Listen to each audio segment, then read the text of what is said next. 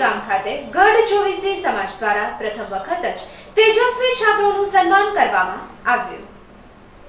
વાગડ પંથકમાં 24 ગામમાં પથરાયેલ ગઢ ચોવીસી મેઘવંશી મારુ મહેશ્વરી સમાજ દ્વારા ગણતંત્રના દિવસે આધોઈ ગામ ખાતે પ્રથમ વખત સમાજની તેજસ્વી દીકરીઓનું સાવિત્રીબાઈ ફૂલે શૈક્ષણિક સન્માન કરવામાં આવ્યું હતું। કચ્છ મોરબીના સાંસદ વિનોદભાઈ ચાવડા, વસંતભાઈ વાઘેલા તેમજ સમાજના અગ્રણી વડીલોને પ્રેરક ઉપસ્થિતિમાં આ કાર્યક્રમ યોજાયો હતો। ડોક્ટર બાબા સાહેબ આંબેડકરના વિચારો અને કાર્યોને ઘર ઘર સુધી પહોંચાડવા સામાજિક ક્રાંતિ જગાવવાના આશય સાથે સાંસદ વિનોદભાઈ ચાવડા ગઢ ચોવીસી સમાજના યુવા મંડળ દ્વારા યુવા ક્રાંતિ મશાલ પ્રગટાવી કાર્યક્રમને ખુલ્લો મૂક્યો હતો।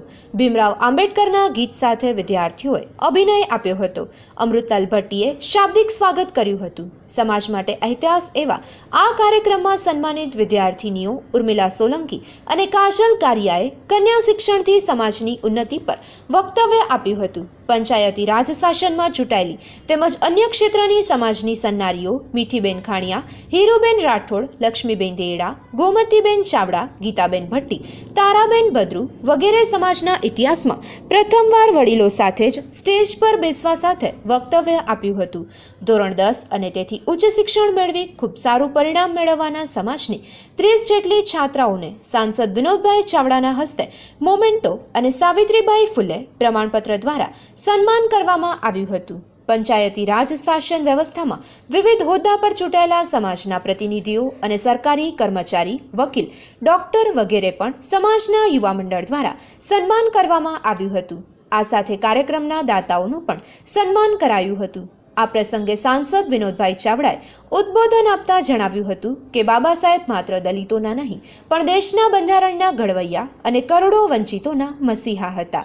સમાજ કન્યા શિક્ષણને ઉત્તેજન આપવા દીકરીઓનું સન્માન કરે એ બાબતને બિરદાવી હતી। વસંતભાઈ વાઘેલા તેમજ વિનોદભાઈ રોહિતે પણ સમાજ દ્વારા સૌપ્રથમવાર યોજાયેલા કાર્યક્રમને બિરદાવી શિક્ષણ માટે અનુસૂચિત જાતિના નાગરિકોને કોઈપણ પ્રકારની મદદ આપવા ખાતરી આપી હતી।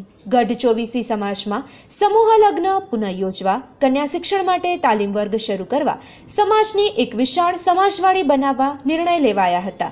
જ્યારે ઘૂંઘટ પ્રથા દૂર કરવા, સમાજને વ્યસનમુક્ત કરવા તેમજ જૂની રૂઢિઓને ત્યજી પરિવર્તનશીલ સમાજની રચના કરવા યુવાનો દ્વારા સામાજિક સુધારાના વિચારોને ગામે ગામ જઈ અને પ્રચાર પ્રસાર કરવાની પ્રતિજ્ઞા સમાજના ઉપસ્થિતો દ્વારા લેવાઈ હતી। તો કાર્યક્રમનું સંચાલન રામજી મેરિયા દ્વારા કરવામાં આવ્યું હતું તેમજ યુવા સમિતિના હંસરાજ રાઠોડ, રમેશ કારિયા, મનસુખ સોલંકી, પપ્પુ ખાણિયા, સામજી ભટ્ટી, બાબુ પઢિયાર, અમૃતલાલ ભટ્ટી, હંસરાજ કારિયા, કાંતિભાઈ વિંજોણા, નરેન્દ્ર ચૌહાણ, સંજય લોહિયા વગેરે ભારે જહેમત ઉઠાવી હતી।